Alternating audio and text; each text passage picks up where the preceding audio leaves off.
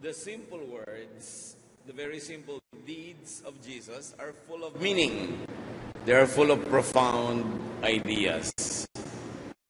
Ang mga mamunting bagay na ginawa, mga mamunting salitang binitawan ng Panginoon ay punong-puno ng mga kahulugan.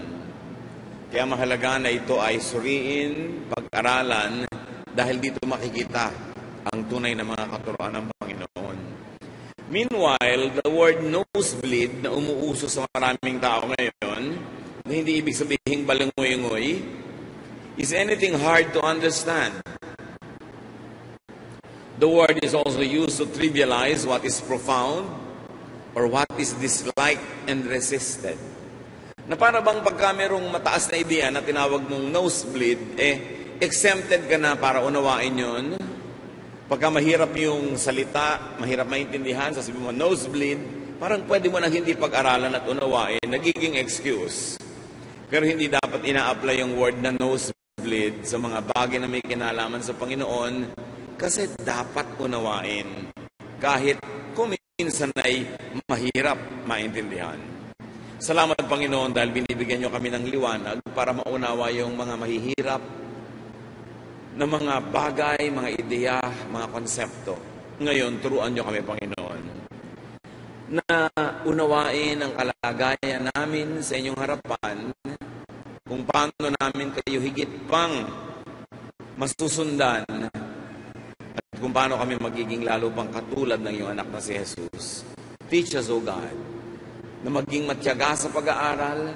Turuan niyo po kami na maging mas mapagbantay sa paglago naming espiritual. Lead us, teach us, so that we will not find beautiful and powerful truths to be nosebleed sa aming pang-araw-araw na buhay. In the name of Jesus, we ask you, Lord, be our speaker, be our teacher. Kayo po ang mangaral, turuan niyo po kami at gamitin yung lingkod niyo na tungtungan ng inyong paa, daluyan ng inyong turo, pero tinig niyo lang ang marinig namin. Set us free, empower us. In the name of your Son, Jesus, we pray. Amen. John 6:14 to 15. After Jesus fed the 5,000, matapos ang isang mahimalang ginawa ng Panginoon, pinakain niya ang napakaraming tao, ito ang sumunod na naganap. After the people had seen Jesus work this miracle, they began saying, "This must be the prophet who is to come into the world." They realized that they would try to force him to be their king. So he went up on a mountain where he could be alone. Humanga ang mga tao sa himala ng Panginoon at sinabi nila, ito na siguro yung hinihintay natin. At naramdaman ng Panginoon na siya ay pupuwersahin ng mga taong gawing king nila, kaya siya ay lumayo sa crowd at napag-isa siya doon sa ilang na lugar. These were the Jewish expectations and therefore the Jewish impositions. Pag may ine-expect ka, gusto mo lahat ng makikita mo sang-ayon sa iyong inaasahan. Nagkakaroon ka tuloy ng imposition doon sa nakikita mo, at kadalasan ang nakikita mo hindi yung totoong nasa harap mo, kundi yung gusto mo lang makita. At yun ay madalas na nangyari sa ministry ng Panginoong Jesus. The people wanted to fit Jesus into what they knew, what they expected, what they wanted. And because of that, they became oblivious to the true message of Jesus. Dahil inaasahan nilang marinig ang gusto lang nilang marinig, yung tuloy sinasabi ng Panginoon, hindi nila pinapakinggan at hindi nila tuloy naintindihan. John 6:24 to 27. Matapos ang episode na yon, ang Panginoon ay naglakad sa tubig at sumunod sa mga alagad niya na nauna nang sumakay sa isang malaking bangka. Ang mga tao ngayon hinanap si Jesus at pinagsusundan dahil nawili silang kumain noong pinakain niyang masarap na tinapay na himala ay dumami at napakain ng maraming tao. Alam ng Panginoon ang layunin ng mga tao, kaya susunod-sunod sa Kanya. So they, meaning the people, got into the boats and went to Capernaum to look for Jesus. They found him on the west side of the lake and asked, "Rabbi, when did you get here?" Jesus answered, "I tell you for certain that you are not looking for me because you saw the miracles, but because you ate all the food you wanted. Don't work for food that spoils. Work for food that gives eternal life. The Son of Man will give you this food because God the Father has given him the right to do so." Sabi ng Panginoon sa kanila, alam ko naman kung ba't kayo susunod-sunod. Hindi dahil sa naganap na himala, hindi dahil sa kahulugan ng himala na yon na kaya kong maghimala. Hindi dahil sa kung sino ako, napadala ako ng Ama sa langit, kaya ako nakakapaghimala. Hindi yun ang issue. Ang issue, nasarapan lang kayo sa ipinakain at ngayon gusto niya na namang kumain. Binubulag kayo ng kagustuhan yung kumain ng tinapay sa mas malaking katotohanan kung paano kayo napakain at naparami ang tinapay na ito. Hindi niyo nakikita yung big picture, which is, I can do miracles, and therefore I am the Son of God, and therefore I can save you from whatever you must be saved from. Hindi yun ang laman ng isip nyo. Gusto nyo lang ng tinapay. Pinapababaw nyo ang kahulugan ng isang napakalalim sanang naganap. So there's a wrong reason for seeking and following Jesus. To satisfy just physical hunger, to look for food, or anything else that has something to do with just daily, mundane existence. Kahit ngayon, kung ang tao ay nagkakaroon ng religious activity dahil lang para meron siyang grupo, para siya masaya, para meron siya sinasalihan, para pagbigyan ng boyfriend niya, etc., etc., kahit pa nga ang sinasabi ay papalapit yun sa Diyos, napapababaw yung dapat sana ay mas malalim na kahulugan ng ginagawa. Because approaching Jesus only to satisfy very shallow needs and wants would trivialize the mission and teachings of Jesus. Mapapaliit, mapapababaw ang napakalaki sanang bagay. Wrong reason again for seeking and following Jesus is to fit Jesus into expectations. Yung bang may hinahanap ka, si Jesus ang gusto mong gamitin para matupad yon. Hindi yung hinahanap mo talaga kung anong gusto mangyari ni Jesus at yun ang gagawin mo. Gusto mo lang siyang maging tagasunod, tagapagbigay, tagapagpangyari ng gusto mo. Pero hindi mo siya tinatanong, ano ba talaga ang gusto niyong mangyari sa buhay ko, Lord? Ano ba talaga ang gusto niyong ibigay sa akin? Hindi yung ito po ang ibigay niyo sa akin. Hindi yung ano po ba talaga ang nais niyong gawin ko? Hindi yung Lord, ito po ang gustong gawin ko. Pinipilit ko kayo. Open doors, do things so that I can do what I want. So paglapit natin kay Jesus, kaninong agenda ang gusto nating matupad? Agenda niya, meaning susunod tayo sa agenda niya? O yung gusto natin, meaning gagamitin lang niya yung natin ang kapangyarihan niya para mangyari yung gusto natin. At yun, ang sinisikap gawin ng mga tao sa kanyang paligid. Kapag himalain lang siya uli ng tinapay, samantalang may iba pa siyang mas makahalaga at mas magagandang pwedeng gawin sana. Matthew 6 or John 6:28 to 29. What exactly does God want us to do? The people asked. Jesus answered, God wants you to have faith in the one He sent. Ang tunay na gustong mangyari ng Ama sa langit paniwalaan ninyo ako.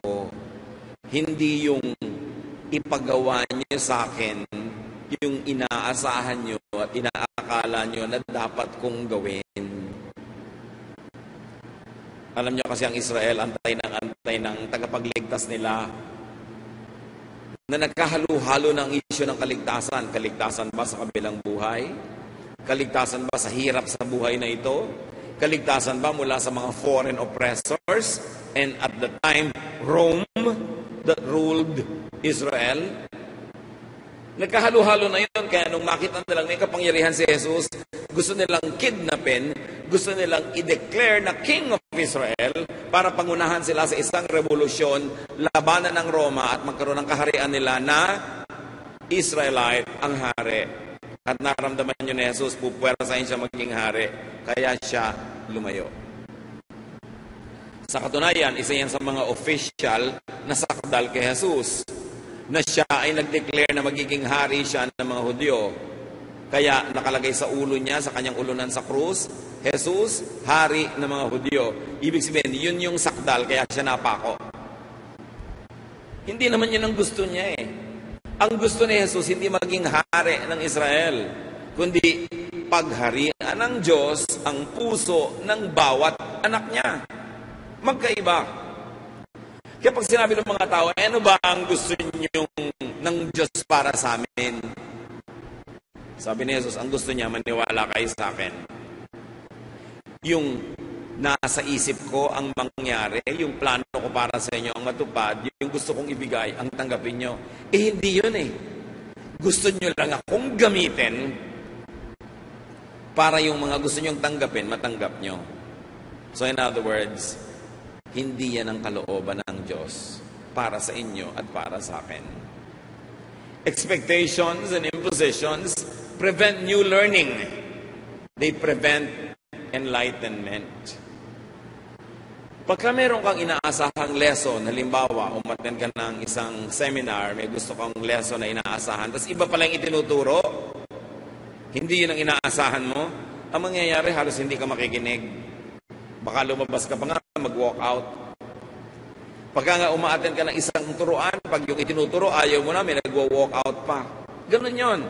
Gusto lang nilang marinig mula sa mga nagsasalita, yung dati nang gusto nilang marinig. Hindi sila handang marinig kung ano man ang gusto talagang sabihin ng speaker. At yun ang kalagayan ng Israel, kaya hindi sila nakinabang ng husto sa ministry ng Panginoong Jesus. So ang sabi ng Panginoon, ang gusto ng Ama sa Langit, maniwala kayo sa akin. John 6:30-31. They replied, "What miracle will you work so that we can have faith in you? What will you do? For example, when our ancestors were in the desert, they were given manna to eat. It happened, just as the scriptures say, God gave them bread from heaven to eat." So, ang sabi ng mga tao kay Jesus, ano bang gagawin mong himala para kami maniwala sa iyo? Natatandaan mo yung himala ni Moses. Nagpakain siya ng nagpakain sa disyerto. Ibinalik na naman nilang usapan sa tinapay kasi yun talaga ang gusto nila.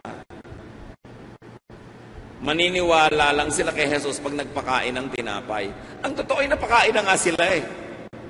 Pero hindi pa rin sila naniniwala sa ibang gustong gawin ni Jesus. Ang gusto lang nilang paniwalaan yung tungkol sa pagpapakain. Yung iba, wag na lang. Many people just want to use Jesus or religion according to their needs and wants. And also according to their specifications. Pag tayo umaattend ng isang Bible study, makikinig ng isang pangaral, ano ba talaga ang laman ng puso natin? Pupunta tayong kailangan ang marinig ko, yung gusto ko lang marinig? O eager ka na, ano kaya ang maririnig ko ngayon? Na maaari kong pag-aralan, suriin, at matapos kong makitang maganda ay sundin. So sabi nila, anong himala ang gagawin mo para maniwala kami? Himala na naman ang gusto. Yun lang naman ang gusto ng mga tao kuminsan sa Diyos, himala. Puro himala. Kaya marami lumalapit sa Diyos pag malaki problema kasi gusto nila yung Diyos na naghihimala. Pero pag wala na naman silang problema, nalilimutan ng Diyos kasi hindi naman nila kailangan ng himala. Hindi mangyayari ang tunay na kalooban ng Diyos sa atin pag ganun lamang ang trato natin sa Diyos. Pag ganun lang ang trato natin kay Jesus, lalapit ka lang pag may sakit ka kasi gusto mo siya bilang manggagamot. Lalapit ka lang pag nagugutom ka dahil gusto mo siya bilang nagpapakain. Pero hindi mo ba siya lalapitan bilang guro na sinusunod, pinapakinggan, at tinutupad ang utos?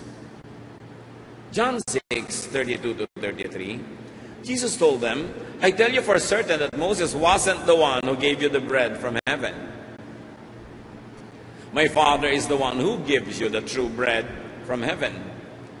And the bread that God gives is the one who came down from heaven to give life to the world. Isang malaking mistake na naman dito ang nabunyag. All along, iniisip ng mga Israelites, si Moses ang nagbibigay sa kanila ng bread. Sabi ni Lord, mali kayo. Walang bread na ibinigay sa inyo si Moses. Ang Ama sa Langit ang nagbibigay nun. Ano naman ang kakayanan ni Moses na magbigay sa inyo ng bread? So there was another mistake and another correction. Because the life of the Israelites had too much of Moses. Puro si Moses, puro si Moses, puro si Moses. Tinapay ni Moses, himala ni Moses, at law ni Moses. Yun ang nagpaandar ng buhay nila na ngayon kung makikinig lang sana sila kay Jesus, makikita nilang hindi dapat puro yun ang laman ng kanilang pag-iisip. So the people were focused on the bread that satisfied physical hunger and gave physical life. But Jesus was talking about the bread that comes not through Moses, but directly from God. Ibig sabihin, hindi ito harina, hindi ito tinapay na physical. Jesus was talking about the bread that gives not only physical, but most importantly, spiritual life. So ang gusto niyang ibigay talaga sa mga tao ay spiritual food, hindi physical food. Nagkataon lang na ang dami ng gutom, wala namang makukuhanan ng pagkain. So nagpakain siya, pero hindi niya mission na laging gawin yon. May mas malalim pa. John 6:34-35, the people said, Lord, give us this bread and don't ever stop. Jesus replied, I am the bread that gives life. No one who comes to me will ever be hungry. No one who has faith in me will ever be thirsty. So sabi ng mga tao, ibigay niyo po sa amin yung tinapay na yan at huwag kayong titigil. Para yung babae sa balon, sabi niya, Lord, give me this water para hindi na ako pabalik-balik dito para sumalok ng tubig. Hindi sila nagkakaintindihan. Dahil hindi naman physical na food ang gusto ibigay ng Panginoon. Sabi niya, ako yung tinapay na yon. O ano, gusto niyo akong kainin? Ibig sabihin ni Lord, ako yung daladala kong diwa, ideya, teaching, yun ang pagmumulan ng buhay nyo. Ang atupagin nyo ngayon, hindi lang yung laman ng sikmura nyo, kundi laman ng utak nyo. Laman ng puso nyo. Hindi lang yung mabuhay ang inyong katawan, kundi mabuhay ang inyong espiritu. Kasi patay na patay, naghihingalo, walang kabuhay-buhay ang mga espiritu nyo. At yan ang gusto kong bigyan ng buhay. Spiritual life is in Jesus. Ang totoo, matalinghaga ang usapan na to eh. Kahit sa mga seminaryo, hirap na hirap ang mga tao pag-usapan ito. Kasi talagang malalim na usapin. Pero hindi imposible maintindihan. Because the Spirit can quicken our minds, can give life to our brains para maunawa ang normally ay mahirap maintindihan. John 6:38-40, I didn't come from heaven to do what the Father wants me to do. My Father wants everyone who sees the Son of God to have faith in Him and to have eternal life. Actually, what Jesus was saying was, well, the Father wants me to give you life. Faith in Jesus gives eternal life, spiritual life. Pagka ang tao, napaka-busy niya trying to survive physically, thinking only of the physical existence, halos walang space sa isip niya ang mga bagay na matataas, matatayog. Pero yon ang gusto ng Panginoon na maging topic. John 6:41-42, the people started grumbling because Jesus had said that He was the bread that had come down from heaven. They were asking each other, isn't He Jesus, the son of Joseph? Don't we know His father and mother? How can He say that He has come down from heaven? So the people bring down the level of discourse. They tried to fit Jesus and what He was saying into what they already knew. Meron kasing alam na sila tungkol kay Jesus. Anak yan ni Jose at ni Maria, kapitbahay natin, lumaki yan, kakilala natin. Paano manggagaling siya sa langit? So hindi sila handa na may bagong malaman, may bagong maintindihan, kasi itinali na nila ang sarili nila sa dati nilang alam. At hindi na sila papayag na may iba pang bagong kaalaman na dumating para takpan, palitan yung dati nilang alam. Kaya wala nang lugar para kay Jesus. Like there was no more room at the inn for Him. Because actually, people do not want to give this spiritual space to Jesus. Obviously, the people were not listening. Parang ngayon din, pag ang tao nakarinig ng bagong katuruan o bagong pagpapakahulugan sa lumang katuruan na nahihirapan silang maintindihan o ayaw nilang tanggapin, they resist. They don't like to give the space. John 6:43-45, Jesus told them, stop grumbling. One of the prophets wrote, God will teach all of them. And so everyone who listens to the Father and learns from Him will come to me. Sabi niyo, huwag kayong mag-away-away dyan, magtalo-talo, magbulong-bulungan. Gusto ng Panginoong Diyos sa langit, maintindihan niyo ito. So listen to the Father.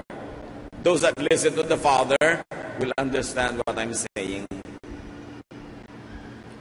Ibig sabihin yung magbubukas ng kanilang spiritual ears, makikinig sa prodding ng ating Ama sa langit, mauunawa yung mga mahihirap na katuruan na binubuksan ni Jesus. John 6:46-47, the only one who has seen the Father is the one who has come from Him. No one else has ever seen the Father. I tell you for certain that everyone who has faith in me, puro hirap, puro hinagpis, that is not what God wants for you. God wants to give you life, and that life can be found only in me. But you've got to make room for me. Mga bago at mga pangahas na isipin na napakaliit ng lugar para sa utak ng mga taga-Israel kasi they were very conservatives. They were very conservative. They were conservatives. Ano po ang problema sa pagiging conservative? Yung root word lang ng conservative is conserve. Conserve means don't change. Kung ang plano ng Diyos sa atin is that we will grow from glory to glory, ibig sabihin, dapat palaki ng palaki ang ating pananalig, palaki ng palaki ang isip, padami ng alam, paiba ng paiba ang pananaw, so you grow from one level to another, nagbabago para ka maiba. Pero ang conservative, ayaw magbago. Kaya alam na agad natin, may conflict si Jesus with the temple, may conflict siya with the Pharisees, with the Sadducees, may conflict siya with the law of Moses, may conflict siya with the tradition of Israel, because all of these things, kaya alam na agad natin, may conflict si Jesus with the temple, may conflict siya with the Pharisees, with the Sadducees, may conflict siya with the law of Moses, may conflict siya with the tradition of Israel, because all of these things work together to make Israel conservative. Walang change, walang babaguhin, 1,000 taon, 100 taon, generation to generation, ganito dapat. Pag ganun ang ginawa mo, wala kang lugar sa iyong isip para sa mga bagong karunungan, bagong paraan, bagong pag-iisip. Therefore, hindi ka talaga lalaki. Pag ganun ang ginawa mo, wala kang lugar sa iyong isip para sa mga bagong karunungan, bagong paraan, bagong pag-iisip. Therefore, hindi ka talaga lalaki. Ang binibigay ng Panginoong Hesus na mission sa buhay is to grow from glory to glory. At nung i-describe si Jesus, and Jesus grew in wisdom and stature in favor with God and with men. To grow, you must outgrow something. Para lumaki ang iyong paa na makagamit ka ng size 9, dapat pagkakalakhan mo na yung size 7. Kung ayaw mong umalis sa size 7 dahil conservative ka, hindi ka magkakasize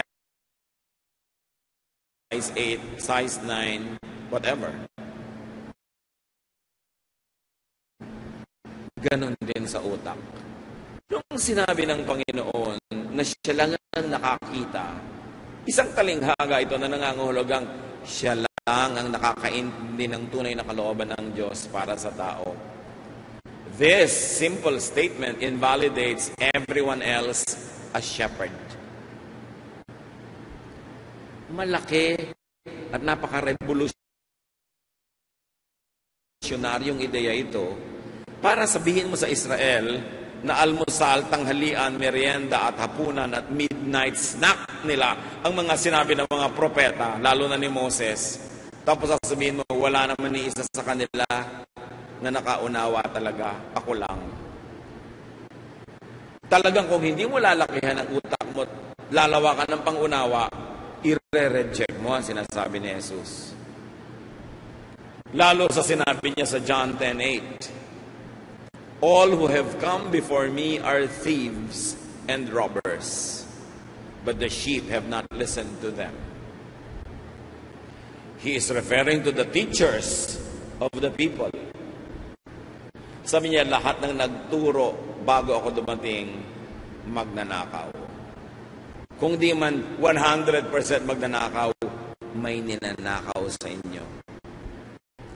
Ninakaw ang inyong ligaya, ninakaw ang inyong kalayaan, ninakaw ang inyong saya, minsan ninanakaw pa pati pera ninyo, ninanakaw ang iyong pagkatao, ginagawa kayong mga makina, mga sunod-sunuran.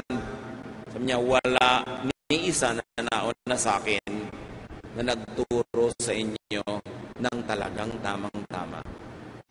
Ako lang, kaya dapat kayong makinig. At pag sinasabi ng Panginoon that I am the bread that gives life, ibig sabihin, you don't have life now. You've got to eat me, spiritually speaking. John 6:48-51. I am the bread that gives life. Your ancestors ate manna in the desert, and later they died. But the bread from heaven has come down so that no one who eats it will ever die. I am the bread from heaven. Everyone who eats it will live forever. My flesh is the life-giving bread that I give to the people of this world. Mas humirap ang usapan. Moses gave bread. Meaning, Moses gave the law. But under the law of Moses, which no one could follow, Moses also gave judgment. That's why people die. Sabi niya, si Moses, pinakain kayo ng tinapay nun. Pero lahat ng kumain nun, namatay. Ang ipapakain ko sa inyo, katawan ko, bread from heaven. Pag kinain nyo ito, di kayo mamamatay. Ano ba talaga ang ibinigay ni Moses sa Israel, di ba mga law? At yung bread nga na yon, na naging symbol of each other. Sinasabi ng Panginoon, kung ang aasahan nyo lang ay yung bread ni Moses, Kung aasahan nyo lang yung law ni Moses, mamamatay kayong lahat kasi walang makakasunod nun 100% of the time. That's why he says the law leads to death by Jewish standards. Therefore, napakalaking institusyon ang nauuga sa sinasabi na ito ni Jesus. Kasi si Moses ang lahat sa mga Israelites bago dumating si Jesus. Sinisikap nilang sundin lahat ng batas. 10 commandments and 613 other smaller commandments. Kaya mo bang sundin lahat yon? So actually, may hindi ka masusunod. At sabi nila, when you obey all the commandments and break one, you break all. Therefore, nobody is able to obey it. Everybody becomes a lawbreaker. That's why the Bible says, no one is righteous, not even one, by the standard of the law of Moses. Kaya sinasabi ni Jesus, death lang ang pupuntahan ninyo pag lagi nyo ipinagsiksikan si Moses, yung bread niya at yung law niya. May inaalok ako sa inyong iba ngayon para magkaroon kayo ng buhay. Iba naman. 2 Corinthians 3:6, sa pagbubulay-bulay tungkol sa law of Moses, he makes us worthy to be the servants of this new agreement that comes from the Holy Spirit and not from a written law. After all, the law brings death, but the Spirit brings life. Ang Diyos Ama daw sa langit, pinapaging dapat tayo na magkaroon ng buhay na walang hanggan sa ilalim ng bagong kasunduan. New agreement, New Testament, New Covenant. And this is the covenant in the blood of Jesus. Kung sa dating usapan, walang makakaligtas, lahat mamamatay physically and spiritually kasi walang makakasunod 100% of the time. Kaya ang sabi ng 2 Corinthians 3:6, this time reflecting what Jesus already said, the law brings death. So sino man na relihiyosong tao ang laging panghahawakan ni bawal ito, bawal yon, bawal ito, bawal yon, bawal ito, bawal yon, pati siya, hindi siya papasa, walang papasa, kawawa ang lahat ng tao. Kaya sabi ni Jesus, ipinadala ako ng Ama kasi wala sa inyong magkakaroon ng buhay kung diyan kayo aasa. Sa akin kayo umasa. Kaya ang pinakamalaking tanong, ano po ba ang turo nyo para hindi kami mamatay? Kasi kung ang katuruan at utos ni Moses ay nakakamatay, tulad ng pagtawid sa mga kalye ng Metro Manila, ano ang utos niyong hindi nakakamatay? Dapat yun ang tanong. Pero hindi naman nila tinanong yun. Because the people like to stick to Moses, to the law, to legalism that brings death. Up to now, ang mga Kristiyano, ang mga relihiyoso, walang lagi pinag-uusapan kundi, bawal po ba ito, bawal yon, pwede ba ito, pwede yon, laws. At pag in-apply natin ang in-apply lahat yan sa isa't isa, uusigan tayo lahat, huhusgahan natin ang kapwa, at pati sarili natin, magigilty tayo, magigilty sila, wala talang magkakaroon ng buhay na walang hanggan. Kaya si Jesus ay nagbukas ng bagong daan, ng bagong paraan, ng bagong usapan, bagong kasunduan, a new covenant. Jesus gives bread from heaven,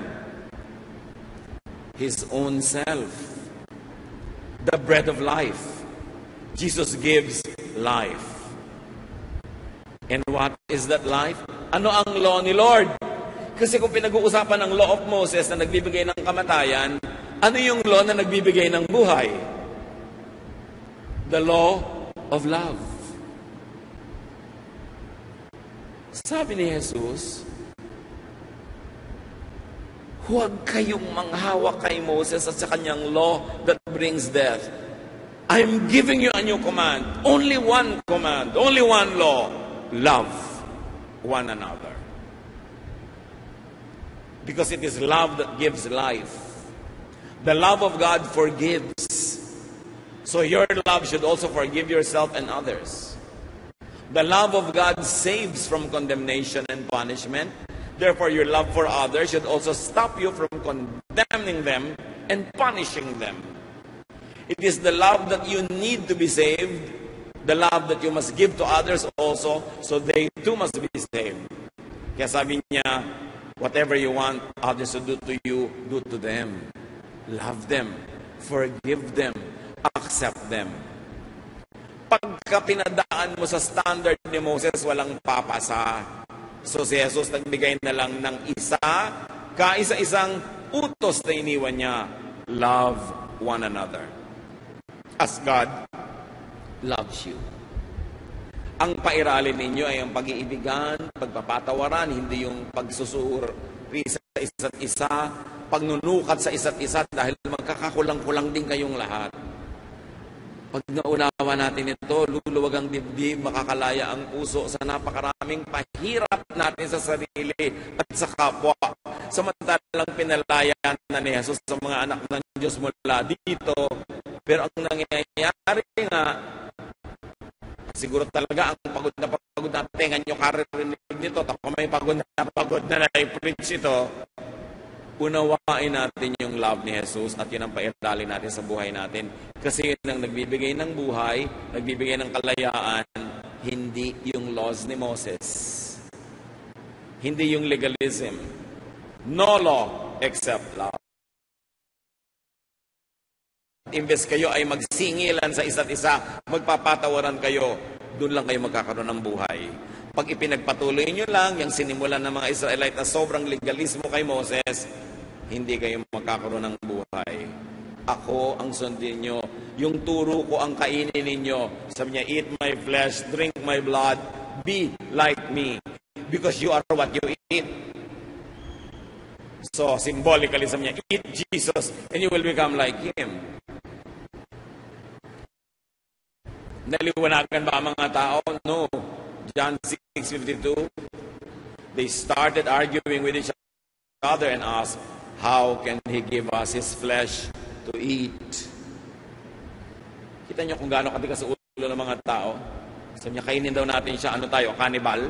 They started arguing with each other and asked, how can He give us His flesh to eat? Kita niyo kung gaano katigas sa ulo ng mga tao. Sabi niya, kainin daw natin siya. Ano tayo? Cannibal? Paano natin siya kakainin? Escabeche, adobo, nilaga, barbecue? Paano natin kakainin ang Jesus na ito? Hindi nila kasi sinusundan yung pag-iisip at paliwanag ni Jesus kasi nagsasalita si Jesus, nire-resist nila sa brain nila. Kaya walang pumapasok. Lack of hearing and lack of understanding led to their argumentation among themselves. It also leads to trivialization of what Jesus was saying. The people's mistakes then and now, faulty listening. Hindi nakikinig ng tama. Parang pag may dalawang tao nagtatalo, pareho nagsasalita sa bahay, sino makikinig? Dapat makinig. Lalo pag hindi ka sang-ayon, pag hindi mo maintindihan, at ayaw mong intindihin, mas makinig ka kasi kailangan mo makinig. The people's mistakes then and now, faulty interpretation. Too much literal reading of spiritual words. Si Jesus, pag nagsasalita, puro talinghaga eh. So niya, look at the lilies of the field, look at the birds of the air. Ang totoo, hindi naman talaga lily o bird ang pinag-uusapan. Yung mas malalalim na ideya na sinisimbolize ng mga concept na yon. Pero ginagawa nilang literal. Paano natin siya kakainin? John 6:53-56, Jesus answered, I tell you for certain that you won't live unless you eat the flesh and drink the blood of the Son of Man. But if you do eat my flesh and drink my blood, you will have eternal life. My flesh is the true food, and my blood is the true drink. If you eat my flesh and drink my blood, you are one with me, and I am one with you. Obvious ba naman na talinghaga ito, metaphor, figure of speech? At bakit ito pinili ni Lord na gawing example? Because it was most shocking. Because the Jews never ate flesh with blood. Kaya talagang magigising sila sa example. Dapat pansinin nila yung sinasabi. It was a metaphor, meaning be one in spirit with Jesus. Verses 57 to 60, tinuloy pa ni Lord, now everyone who eats my flesh will live because of me. The bread that comes down from heaven isn't like what your ancestors ate. They died. But whoever eats this bread will live forever. Jesus was teaching in a Jewish place of worship in Capernaum when he said these things. Many of Jesus' disciples heard him and said, "This is too hard for anyone to understand." In other words, church, nosebleed. Sabi na, nosebleed, no? At tayo ngayon, pag sinabi nating nosebleed, ibig sabihin, hindi ko maintindihan, therefore, hindi ko nalang pagpipilitang intindihin. Exempted na ako na intindihin niya, no, sundin, kasi nosebleed eh. Ayaw mahirapan na umunawa, hindi aasenso. Alam niyo ba mga kapatid, na ang ayaw malito ay hindi matututo? Ang pagkakatuto ng tao, yung may alam kang A, lilipat ka sa B na mas mataas, mas malalim, mas maganda, pero yung between A and B, yung gitna nun, kalituhan. Dapat willing kang iwan yung secure ka na, alam mo na, dumaan ka sa isang nakakalito na dark valley para makarating ka sa mas mataas at mas magandang mountain top. Yung ayaw malito, yung ayaw mapagod, ay nakakalito, ayoko na lang. Hindi yun tatalino. Kasi mananatili na lang siya sa dati niyang alam. Yung mga huwag na lang tayo umalis dito dahil mahirap pumunta doon, hindi sila makakarating doon. Ang lahat ng natuto, dumaan muna sa pagkalito, lalo sa spiritual life. Yung nagkakaroon ng enlightenment, yung kaliwanagan, yung spiritual experience na umangat ka mula sa point A to point B, masakit na proseso ng pag-iisip, ng pagdududa sa mga dating alam, ng pagdududa kung magkakaroon pa ng bagong alam na yayakapin. Pero pag natawid mo yung valley na yon, makakarating ka sa mas maliwanag at mas mataas. Huwag kayong matakot malito. Ang matakot kayo, yung kahit kailan, hindi na kayo nalito. Kasi ibig sabihin, wala kayong pinag-aaralan. Tahimik na kayo sa dati. Wala na lang bago. Walang babaguhin para hindi malito. Bakit mahalaga na malito? Bakit mahalaga na makarating sa isang mas mataas na punto ng karunungan na iiwan yung mas mababa? Kasi ang misyon ng ating spiritual life is to grow from glory to glory. Don't be happy with your glory now. You have to leave it so you can go to another level of glory so that we can be Christ-like. Kailangan lumalim, tumaas, lumawak yan. Kasi ang laki-laki ng Diyos, hindi pwedeng nasa isang sulok ka lang, kontento ka na sa nakikita mo sa Diyos mula sa sulok na yon. Kasi ang dami mo pang dapat puntahan para maunawa mo ang Diyos. John 6:66. Because of what Jesus said, many of his disciples turned their backs on him and stopped following him. Marami palang disciples, hindi lang 12. Pero 12 lang yung natira. Sabi ng iba, nosebleed, umuwi na lang tayo. Hindi natin siya maintindihan, therefore mali siya. Si Moses, binabangga niya. Sino siya? Huwag na lang tayong tumuloy, total wala namang pagkain. They did not listen up to the point of understanding. They walked out on Jesus. They could not make Jesus fit their mindsets. Therefore, instead of expanding their minds, they rejected Jesus. They decided that Jesus just caused nosebleed.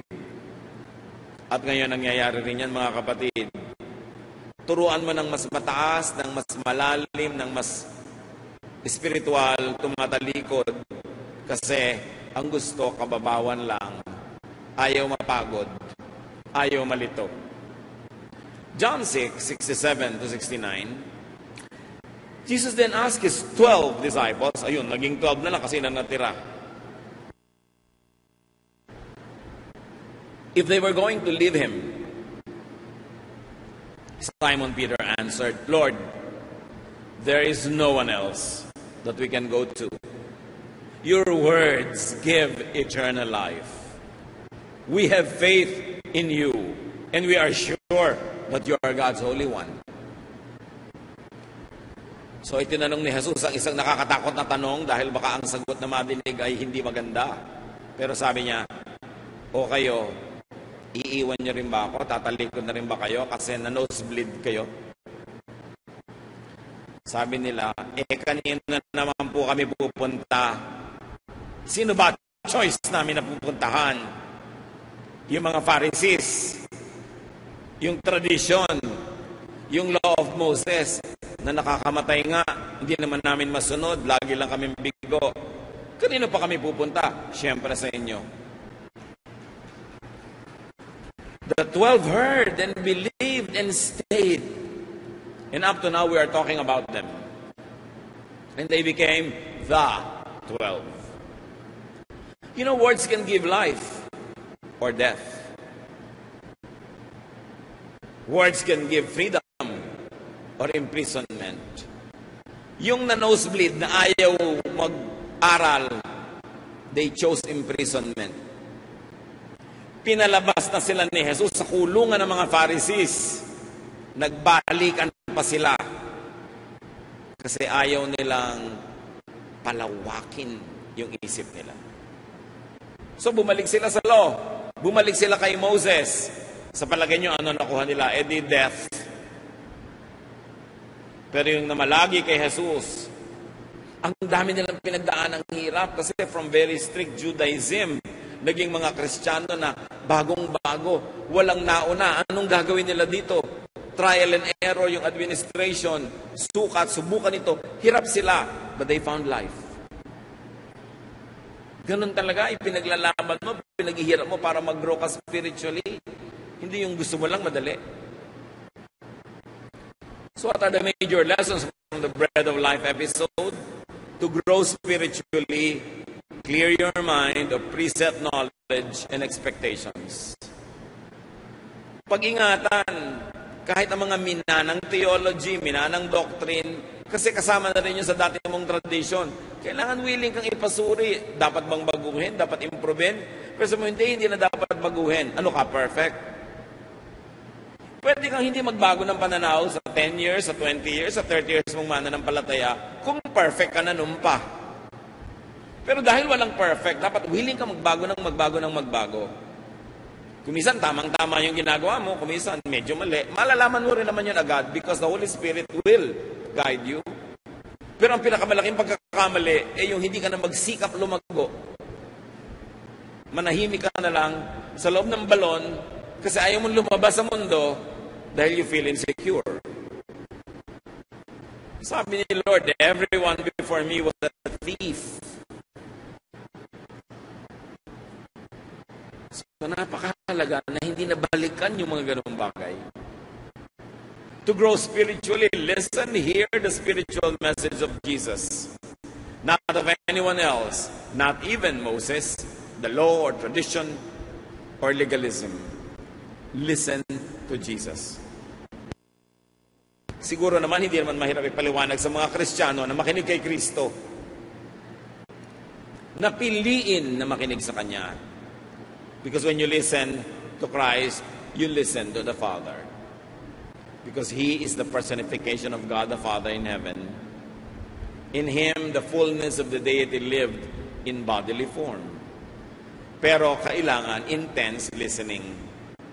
Para tayo matuto, do not immediately reject what you do not understand or what is hard to understand.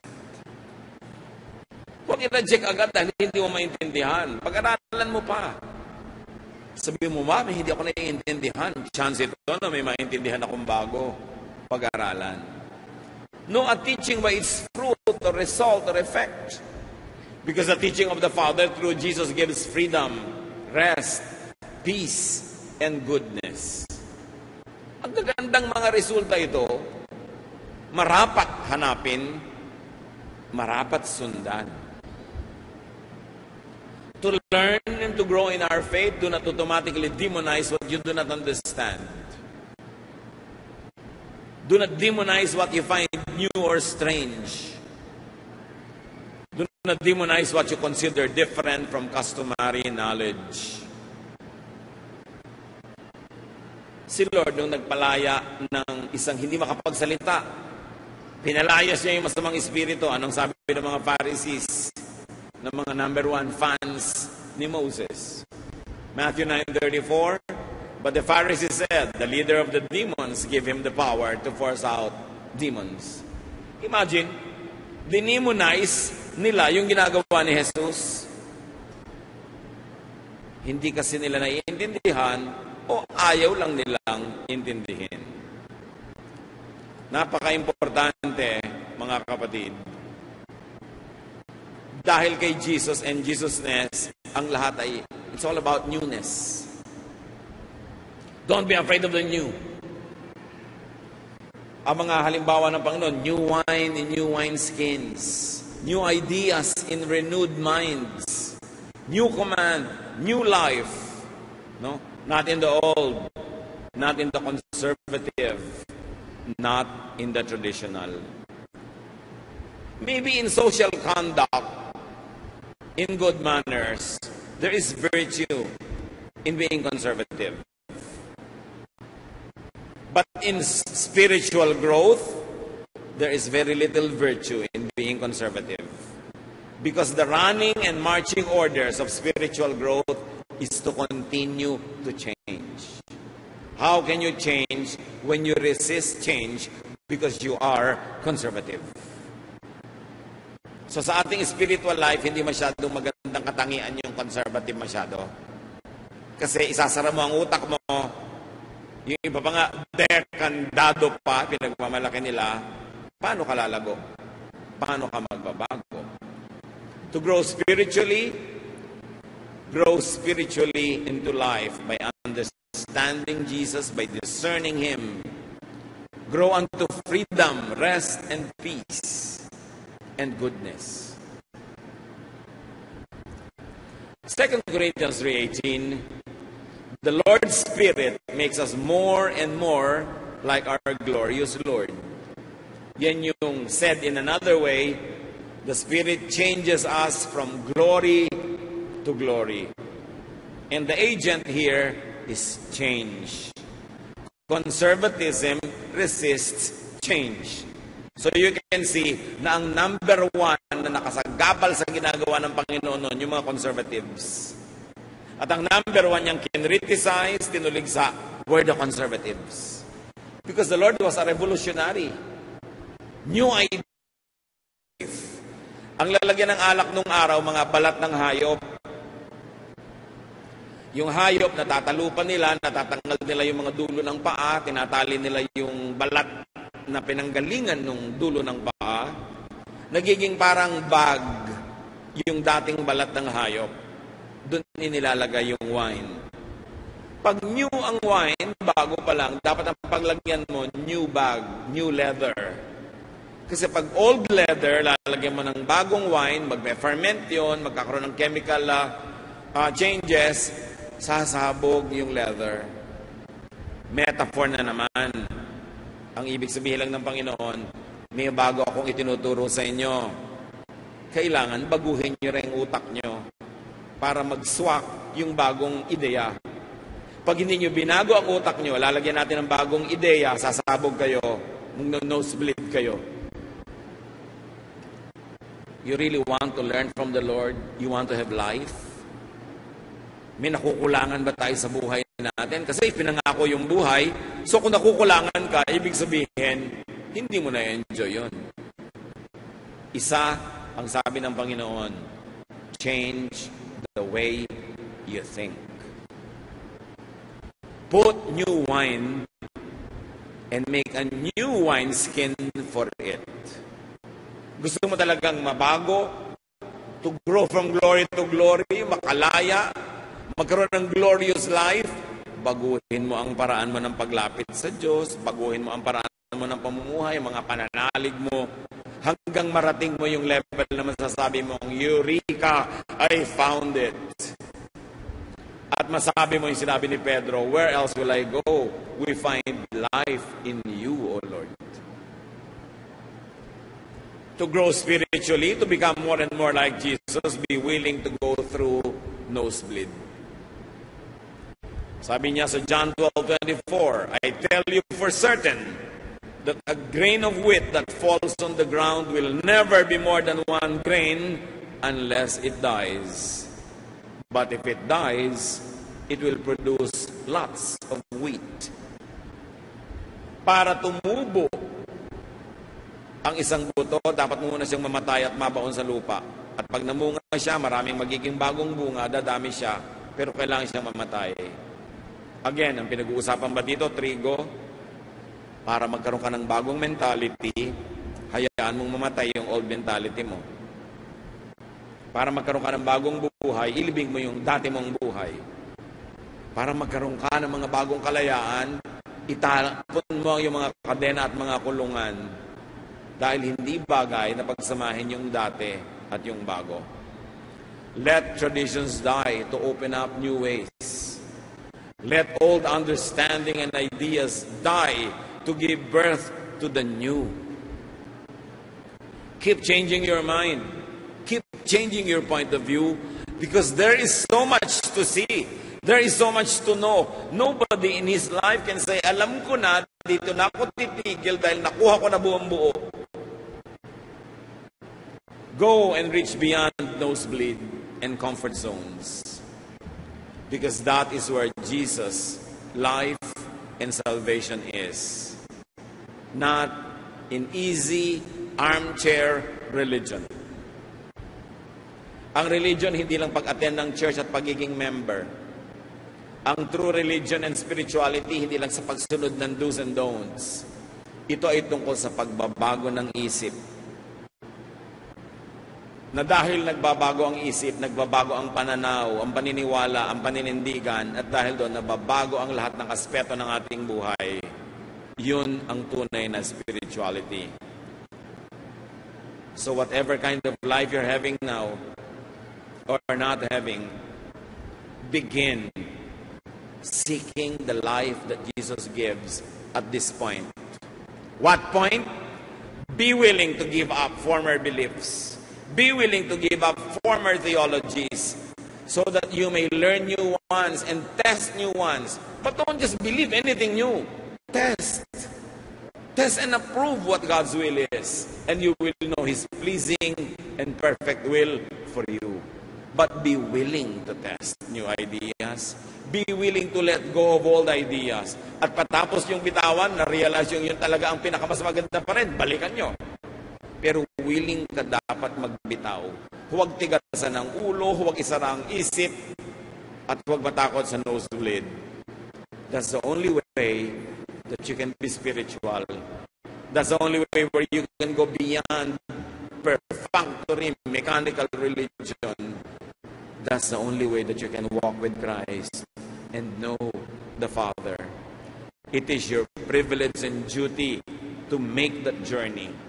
Be willing to change your mind from glory to glory.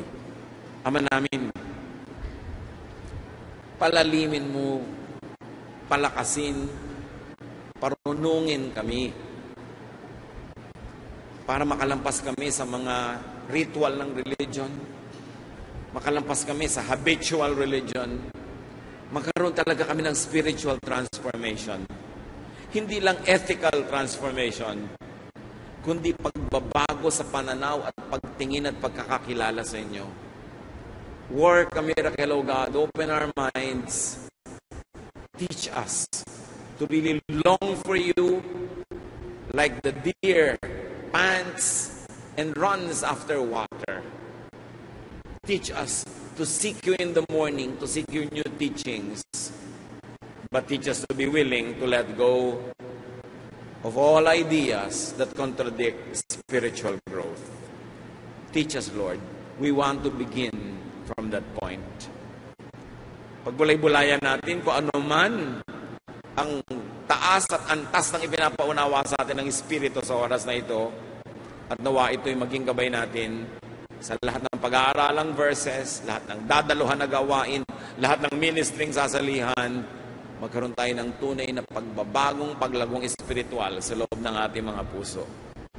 Lord, enable your people to operationalize these ideas in our daily lives. Magbulay-bulay tayo sa mandali.